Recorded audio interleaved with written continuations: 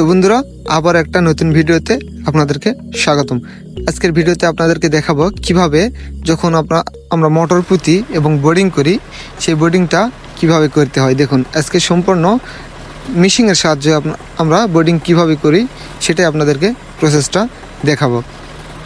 তো দেখুন, আমরা সেই জায়গাটা সিলেক্ট করে নিয়েছি যেখানে আমরা বোর্ডিংটা করব। সেখানে আমরা যে প্রযুক্তি একটা ব্যবহার করেছি সেটা মেশিনটা বানিয়েছি কিভাবে মেশিন দিয়ে একটা বোর্ডিং খুঁড়তে হয়।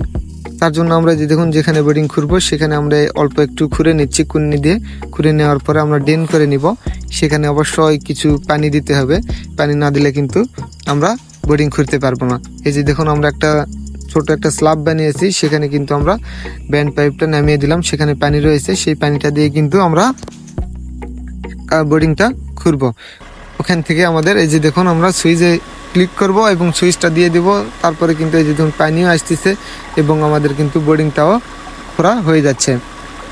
দেখুন কত জোরে ঘুরতেছে, কিন্তু দেখুন কত জোরে আমরা বোর্ডিংটা কত তাড়াতাড়ি করে ফেলবো মেশিন দিয়ে যেভাবে বোর্ডিং করতে হয়।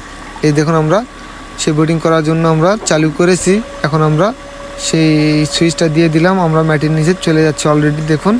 অলরেডি কিন্তু অনেক খানতি চলে গিয়েছে। তারপরে আমাদের অলরেডি এখানে বোর্ডিং করা শেষ হয়ে গেছে। আমরা ওটা খুলে দেওয়ার পরে আমরা আবার একটা উপর দিকে তুলব। তোলার পর আমরা পাইপটা আবার একটা দিয়ে দিব। দেওয়ার পর আমরা আবার একটা পাইপ সেট করে নিলাম। নেওয়ার পর আমরা আবারও সেই চালু করে দিলাম। এই যে দেখুন, সেখানে কিন্তু অলরেডি দুইটা পাইপ কিন্তু বসে গিয়েছে। দেখুন কত জোরে কিন্তু কাজ হচ্ছে, কত জোরে কিন্তু বোর্ডিংটা অলরেডি হয়ে যাচ্ছে। এই যে দেখুন, আমাদের কিন্তু অলরেডি বোর্ডিং করা শেষ হয়ে গিয়েছে। আমরা দুইটা পাইপ কিন্তু পুঁতে নিয়েছি। যতখানতে আমাদের দরকার সেটা কিন্তু পুঁতে নেওয়ার পরে আমরা সেই মেশিনটা গুছিয়ে নিয়ে আমরা চলে যাব। এখানে কিন্তু আমাদের বোর্ডিংটা অলরেডি পাইপটা পোতা শেষ হয়ে গিয়েছে। আমরা মেশিন নিয়ে চলে যাব। এই দেখুন, সেই মেশিনটা কিন্তু আমরা সাইডে নিয়ে চলে যাব।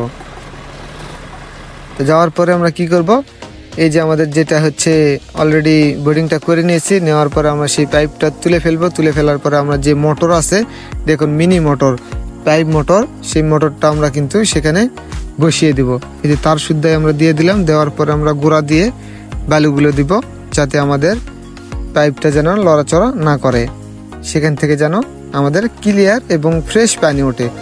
দেখুন, তার জন্য আমরা বালু দিয়ে কুন্নি দিয়ে কিন্তু খুব সুন্দরভাবে ফিনিশিংটা দিয়ে দিয়েছি। দেওয়ার পরে আমরা একটা হচ্ছে ট্যাপ সেট করেছি। দেখুন, ট্যাপ সেট করেছি এবং ট্যাঙ্কির ব্যবস্থা করেছি। তারপরে আমরা সেই মোটর থেকে আমরা সেই ট্যাঙ্কি পর্যন্ত একটা পাইপ দিয়ে দিব। দেওয়ার পর আমরা কারেন্টের লাইনটা আমরা আগে করে নিয়েছি। দেখুন, খুব ছোট ছোট জিনিস কিন্তু খুব সূক্ষ্মভাবে করেছি।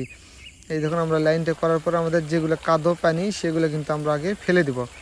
সেগুলো দেখুন, এগুলো অনেকক্ষণ কিন্তু আমাদের মোটর চালু করার পরে আমাদের ফ্রেশ পানিটা কিন্তু চলে আসছে। তারপর আমরা বন্ধ করার পরে আমরা সেই ট্যাঙ্কির সাথে পাইপটা ফিটিং করে দিব। দেওয়ার পর আমরা পানিটা তুলে নেব।